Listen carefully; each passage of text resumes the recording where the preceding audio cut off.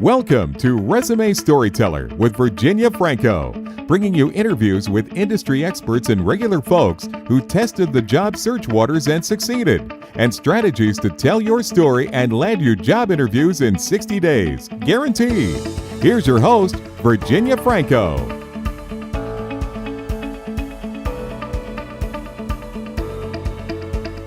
Well, I am thrilled to interview my next guest, Jessica Sweet. Jessica has been one of my go-tos for quite some time for helping my clients that are struggling to figure out where they want to go next. Jessica is a career coach and a licensed therapist. She helps creative, ambitious midlife professionals and execs to figure out what work they truly care about and what they want to be doing. And then she helps them land or create those positions. She is a member of the Forbes Coaches Council and a contributor at Forbes.com and the Huffington Post. Her work has been featured in places like CNBC, Business Insider, and HayHouse Radio. To learn more about Jessica and her offerings, you can visit her website at www.wishingwellcoach.com. Well, Jessica, thank you so much for joining us on this podcast today. I've been really excited to interview you. Thank you, Virginia. I'm so excited to be here. So I just started off by doing a quick introduction. I'd love for you to give our listeners a quick overview of what it is you do and how you help them.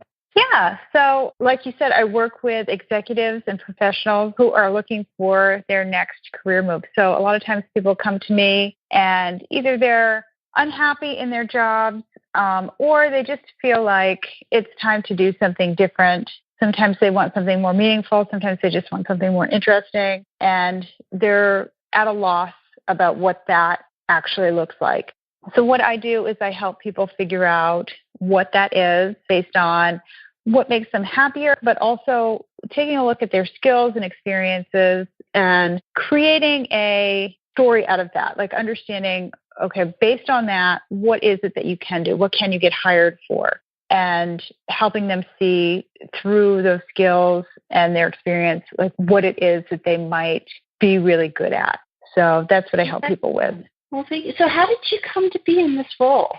It's kind of a funny story. So my background is in social work and I was a therapist.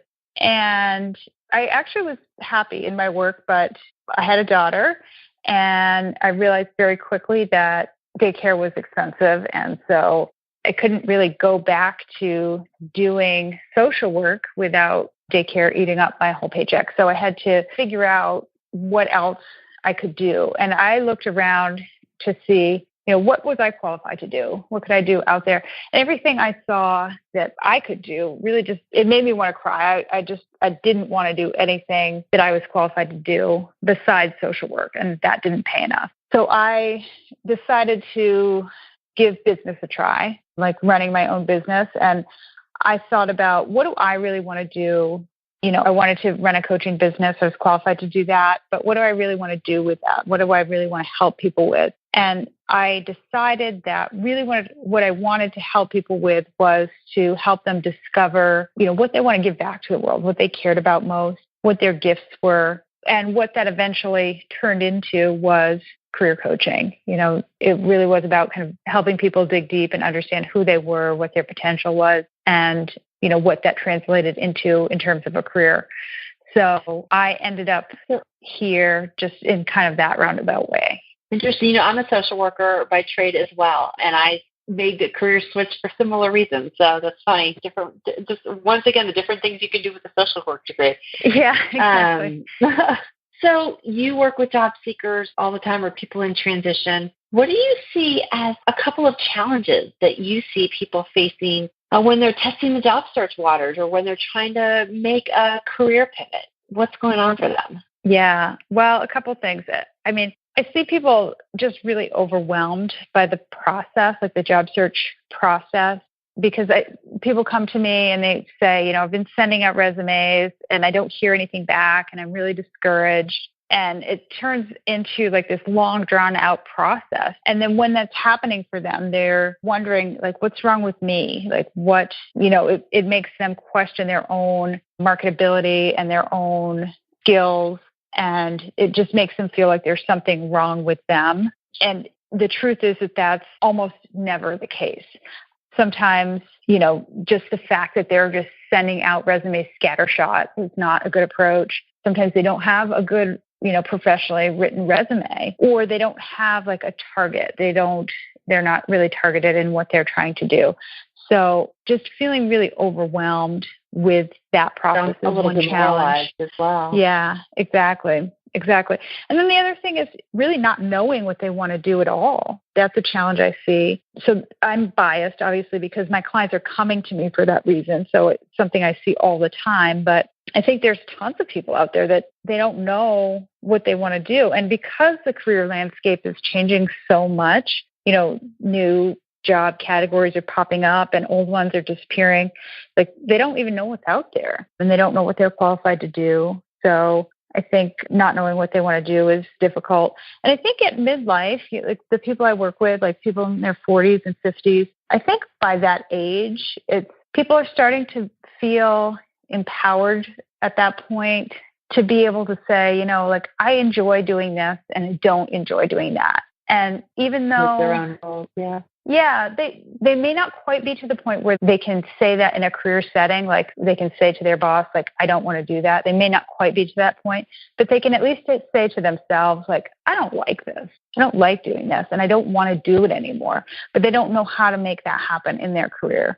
So then they So when you work with them, once you start the discovery process and start working with them, is there something that you find that they're just quite surprised by? Yeah.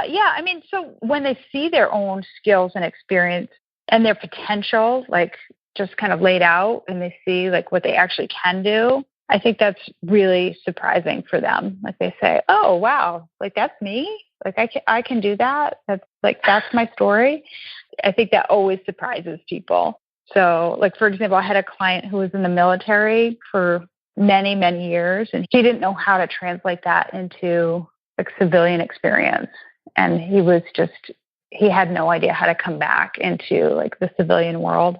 But then like looking at his career, it was clear that he had a lot to offer. Like he ended up going into like data security and risk management. And it was like a natural transition for him after looking at what he had done. He had no clue where he could take his skills and where he really didn't. He really didn't. And then like looking at it, like it seems like, oh, of course, like that makes so much sense. But he was like, I don't even know where I fit in the world at all. And I think there's so many people like that where they look at their work histories and they're like, I can do so many things. Like I've done so many things, but I have no idea how to like switch this all around and apply it into something different. Yeah. How to make them show that they're a fit. That's wonderful. Yeah. So what advice do you give your clients, or would you give to anyone who is just starting to think about making a career move? I think the best thing you can do for yourself is to get really, really clear on what you're trying to do. I think a lot of people go into it thinking like, I just need to do something different. And then they just go apply for jobs that look interesting. But it's really hard to be successful that way. So I think you have to decide what you want and go after something really specific and just have that clear objective. That's my advice, is to have that clear objective. And I guess to that, maybe this is answering my next question, but what advice would you give to someone who has been trying and they're job hunting without any luck? Well, I think the first thing is to just figure out what's not working. Like if you're having no luck, if you could try to put your finger on like, what's not working here. That's whenever you're having a problem, if you can figure out like what is the problem, that's the first step. And if you can't figure it out, get some help. I think a lot of people are resistant to that because it feels like this should be a problem you can solve on your own. But a lot of times it's not. It's a really difficult thing to do. And people waste a lot of time and energy and money, frankly, because depending on your situation, you could be earning more money in a new job, or if you're out of work, you could be earning more. But definitely, it's demoralizing to be in a situation where you're job hunting without luck. So it's better all around to just make it happen faster. So just getting the help. So, if it's not working, just get help. Well, you bring up a good point. I think for a lot of people, they feel like, well, as long as I can write and apply for jobs, I should be able to figure this out. And it's hard to have yourself be your own project. Yes. DIY is so hard for a lot of people. I didn't write my own resume, and that's what I do for a living. I can't be objective about my own blood, sweat, and tears. But you're asking for help, asking for directions is a hard, but I think important first step. Yeah, it absolutely is. So what about those people, and I'm sure you've come across them, that their skills, they're jack of all trades, their skills are diverse, they can go a number of different directions. What words of wisdom can you share? What should be their first steps? Yeah, so what I help people do is figure out the intersection of what you can do, what you like to do, and what you can get paid to do. Those are the three things. Where those converge is what you need to find that target. And the thing that I find that people get hung up on, especially when they have a really diverse background, is they want to pull in other things like, oh, but I can do this, and oh, I really like that. I work with a lot of people who are creative and who have a lot of potential and who can do so many things, and it's really hard to kind of focus and narrow down. And people don't want to be pigeonholed. I feel like I've come across that. Yeah. Yeah, exactly. They don't want to let things go, but you have to. You have to be focused and targeted. As much as you don't want to be pigeonholed, this job market wants specialists rather than kind of these jack of all trades people, even though I feel like I am one, I'm sort of a creative person. I can do a lot of things, and you'll get to do a lot of things in your next career, but you have to sell yourself as a specialist. You have to figure out what that is and what that story is. How do you do that? How do you help them? What steps do you walk them through to help them find that intersection of what they can do, what they like, and what they can get some cash for, what they can get paid for? Yeah. Yeah. Well, I mean, it's a process of, what they like is sort of the soul search process. And what they can do is kind of dissecting their skills and experience. And then what they get paid for is looking at those two things and kind of saying, okay, what can you get paid for? Here are the things. Here's where they intersect. What can you get paid for in doing these? And that research, that's understanding, what this looks like in the real world and what you can get paid to do. So it's a process of putting those three things together. Yeah. And to your earlier point, there's so many jobs that didn't exist a few years ago and jobs that did exist that are gone now. That research part is probably really important, important part of that component. Yeah, exactly. So speaking of things that change over time, what are your thoughts on the age discrimination and bias when it comes to hiring practices? Do you have a philosophy or thoughts that you share with your clients? Yeah, I mean, yes, I do. I mean, I think it's definitely out there. You can't deny that it is out there. But I think that there's a couple things. I think, one, you have to do your best to overcome it, kind of age-proof yourself as best you can, in your documents, in your LinkedIn profile and your resume. And then I think with any type of discrimination, whether it's ageism or racism or sexism, any kind of ism that there is out there,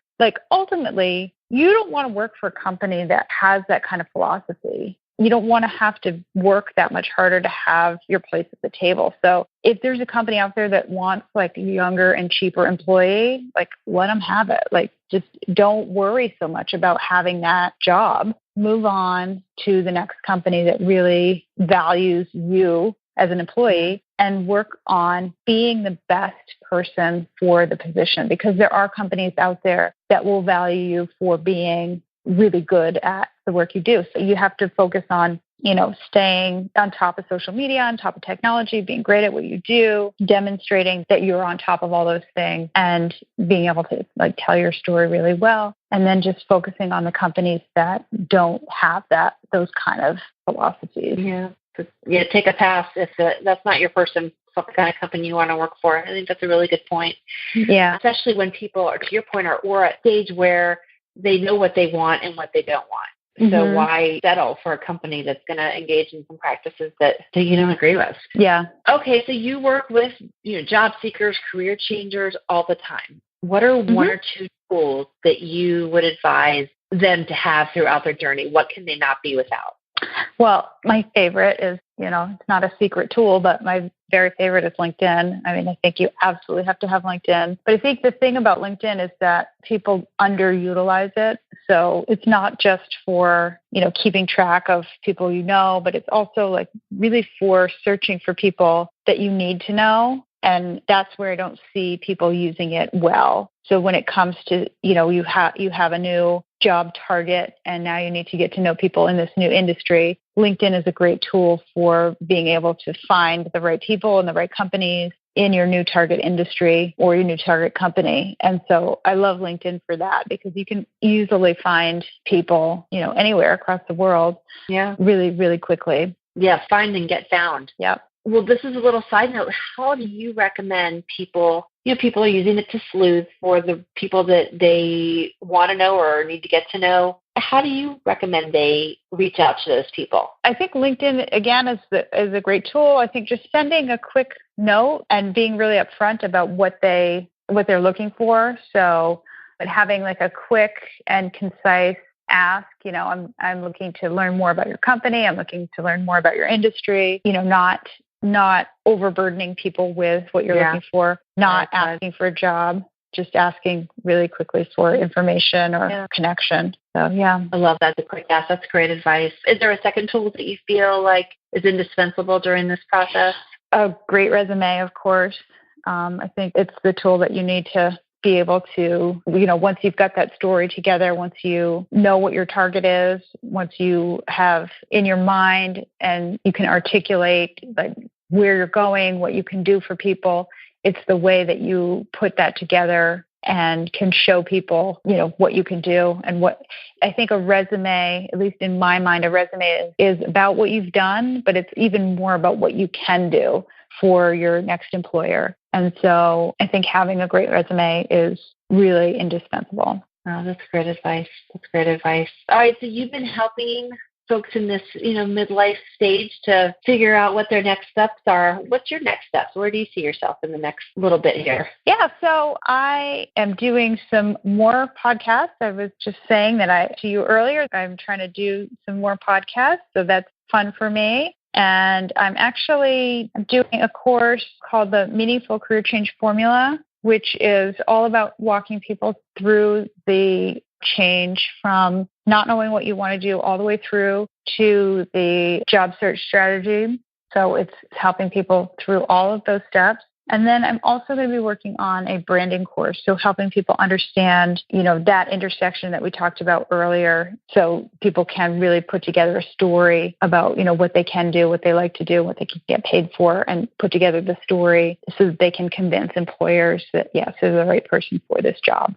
Are these classes all virtual or are they all online? Are they self-paced? So the Meaningful Career Change Formula is online and self-paced. The branding course is yet to be built, but it's something that I am sort of getting people sort of on a list for so that when it does become available, I can kind of let people know right away. So I'm not sure exactly what the format for that is going to be yet. My guess is that I'm going to be doing it as a group course, like over the phone or over like a Zoom call or something, a video call. And all of that. So you do have an e-list, people that are interested in finding out what you have going on or what will be being launched. They can get on your list through your website at wishingwellcoach.com, correct? Yes, that's right. Yep. Excellent. Well, Jessica, I know that we are about running out of time, but I just want to thank you again for coming on and sharing your thoughts and insight. I love what you do, and I've seen how you help people firsthand, so I appreciate it. Thank you so much. I'm so glad to be here. Thank you. You've been listening to Resume Storyteller with Virginia Franco. To learn more about storytelling strategies to catch the eye of today's SCIM online readers, hiring and decision makers, go to www.virginiafrancoresumes.com.